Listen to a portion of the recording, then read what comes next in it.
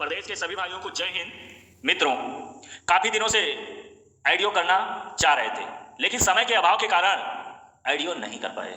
मित्रों, माननीय सर्वोच्च न्यायालय में जब हमारा आपका रेट डिसमिस हुआ, तब से आज तक मेरे द्वारा न्यायालय में कोई भी रेट नहीं दाखिल किया गया। शासन प्रशासन स्तर पे कोई भी पैरवी नहीं किया गया। फिर भी समय समय पे मैसेज के द्वारा, आईडीओ के द्वारा जब भी जरूरत पड़ा, भर्ती सूचना आप लोगों को मेरे द्वारा दिया गया।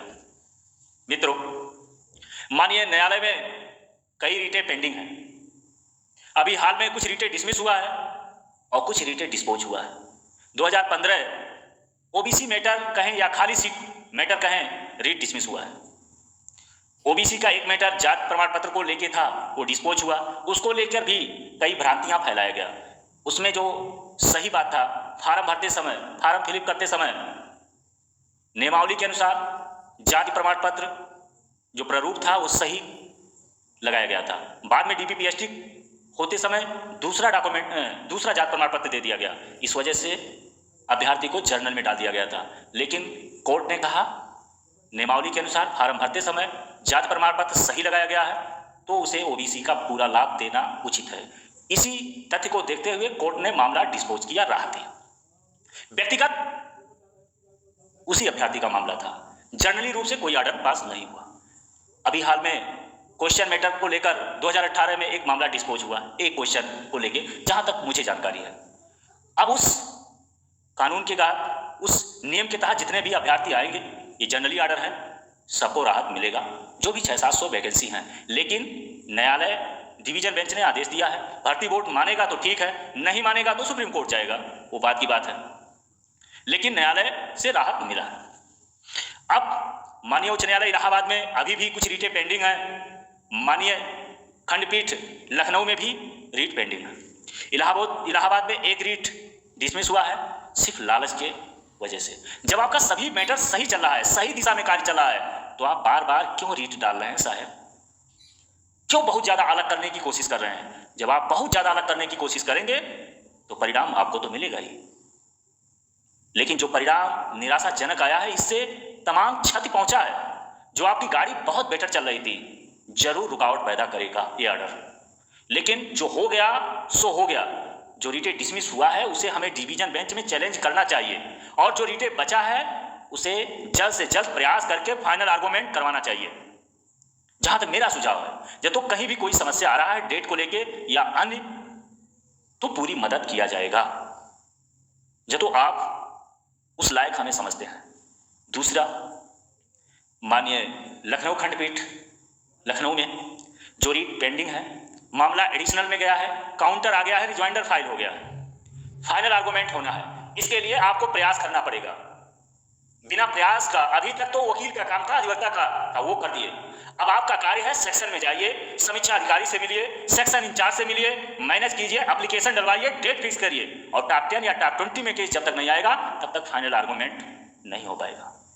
आपने कितना लिया, क्या किया, क्या नहीं किया, किसको चूतिया बनाया, ये आपका व्यक्तिगत विषय है, और ये सिर्फ क्षणिक मात्र का लाभ है। जब तो आपको नौकरी मिलेगा और लोगों को मिलेगा तो सबका जीवन धन्य होगा। लेकिन आप किसी को चूतिया बना के सिर्फ क्षणिक मात्र लाभ ले सकते हैं। और जो भी लीडर लड़ रहे हैं, इससे जरा सा भी ना घबराइए कि रीट डिसमिस होगा या अलाउ होगा, ये आपके बस में नहीं है। आप प्रयास बेटर करिए। न्यायालय से, खासकर हाई कोर्ट से आपको ज्यादा से ज्यादा डायरेक्शन मिलेगा, भर्ती बोर्ड मानेगा नहीं, सुप्रीम कोर्ट जाना पड़ेगा। रीट डिसमिस होगा, ग्राउंड बेटर मिलेगा तो सुप्रीम कोर्ट ऑर्डर देगा। तो प्रयास कीजिए। समय ज्यादा लग रहा है और समय ज्यादा बीत चुका है। जो बचा है 2-1 महीना, 4 महीना, जल्द से जल्द आप प्रयास कीजिए कि मामला जो भी हो निस्तारित हो। कहीं भी कोई समस्या आ रहा है तो जब तो उस लायक समझते हैं तो मदद कहिएगा, जो भी जिस स्तर पे किया जाएगा। अगले महीने में संजय किशन कौल जी का जो समय है खत्म हो रहा है।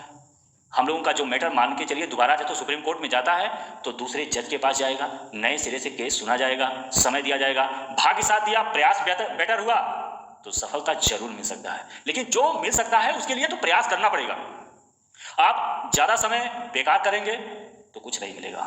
आप ज्यादा से ज्यादा 30 से 35 दिन में माननीय न्यायालय से कार्य को निस्तारित करिए। सिंगल बेंच, डिवीजन बेंच, जो भी होना है, सब मिलके एक प्रयास करेंगे।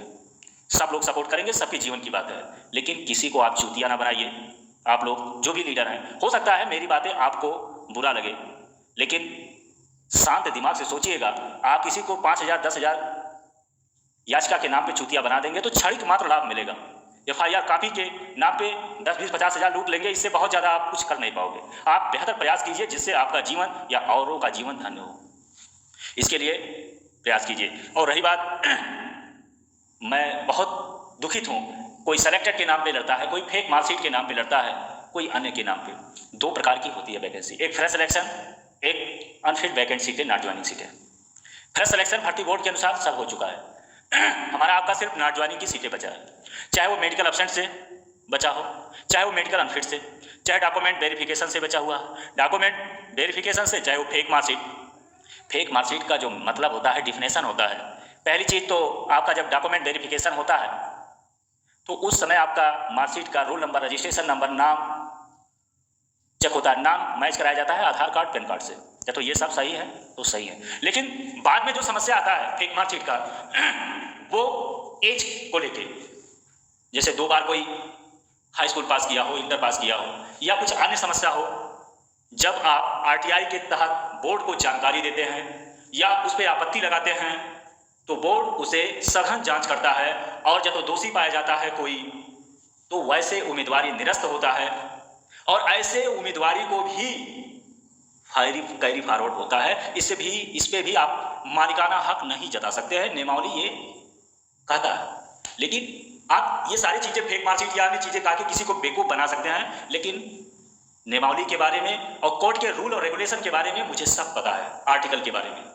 आप लोगों से मेरा जो भी लीडर है, यही विनम्र निवेदन है कि बिना डरे, बिना हिचकिचाए, जो समय है जल्द से जल्द आप मैटर को निस्तारित कीजिए और ईमानदारी से कार्य कीजिए। सभी मिलके एक प्रयास किया जाएगा, और जब तो सिर्फ जैसा आप प्रयास कर रहे हैं ऐसे करना है, तो ना तो खुद परेशान होइए, ना तो दूसरे को मूर्ख बनाइए। शांत होकर घर बैठ जाइए, क्योंकि इतना खुद समय बीत गया है, और जब तो आप इसी तरह से समय बिताना चाहते हैं तो आगे भी कुछ नहीं मिलेगा।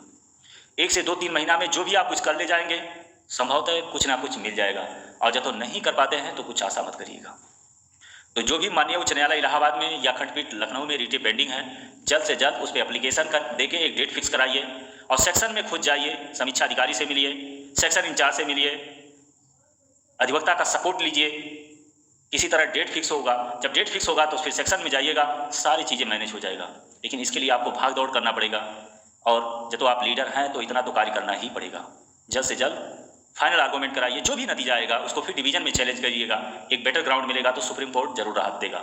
आप हाई कोर्ट से बहुत ज़्यादा उम्मीद मत करिए, लेकिन सुप्रीम कोर्ट जरूर आपको वर्दी दे सकता है, जहाँ तक मेरा नॉलेज है। लेकिन समय आपके पास बहुत कम है, कम समय में प्रयास कीजिए। और मेरा एक विनम्र निवेदन है, जो रीट नहीं छोड़े हैं वो कतई आप डिस्टर्ब ना करें, रीट ना छोड़ें। अभी हाल ही में एक रीट डिसमिस हुआ है, इसी वजह से एक को राहत मिलेगा तो एक को नहीं, सबको राहत मिलेगा। मित्रों, समस्या एक है तो समाधान भी एक ही होगा। मेरी बात को आप लोग गौर से सुनिए और विश्वास करिए। ये जो कुछ लीडर अलग अलग बातें, भ्रांतियां फैलाते हैं, सब गलत हैं। ये कुछ जय चंदों की वजह से ये सारी समस्या होता है। जो लोग प्रयास कर रहे हैं वो बेटर करें और कम समय में परिणाम लाने का कोशिश करें। हाई कोर्ट से परिणाम कुछ भी आए लेकिन निस्तारित हो, जिससे आपको एक बार मौका मिले माननीय सर्वोच्च न्यायालय में प्रयास करने का। बाकी आप समझदार हैं, जब तो और कोई बातें रहेगा तो जरूर मैं आप लोगों को बताऊंगा। न्यायालय में कहीं से कोई दिक्कत आ रहा है, डेट लगवाने से लेके कोई समस्या, तो जरूर पूरी मदद करूंगा जो मुझसे हो सकता है। और इसके बावजूद भी किसी को लगता है मैं किसी का विरोध कर रहा हूं या खिलाफत, तो मैं किसी का मानसिकता तो नहीं बदल सकता, लेकिन मैं ना तो किसी का विरोध करना चाहता हूं और ना तो मेरे पास इतना समय है। जो मेरे पास था मैंने बता दिया, बाकी आपकी इच्छा। या तो आपको वर्दी मिलेगा तो हमको मिलेगा, सबको मिलेगा, व्यक्ति विशेष को नहीं मिलेगा, इतना मैं जानता हूं। और उसके बाद कुछ और भी अभ्यर्थी हैं जो बार बार रीट या अन्य बात करते हैं, तो कोई भी याचिका ना डालें। जो भी रीटें पेंडिंग है न्यायालय में, पूरी फोकस करके उसको निस्तारित करें जल्द से जल्द, जिसपे सुप्रीम कोर्ट में याचिका दिसंबर में पड़ सके। बाकी आप लोगों की इच्छा। जय हिंद।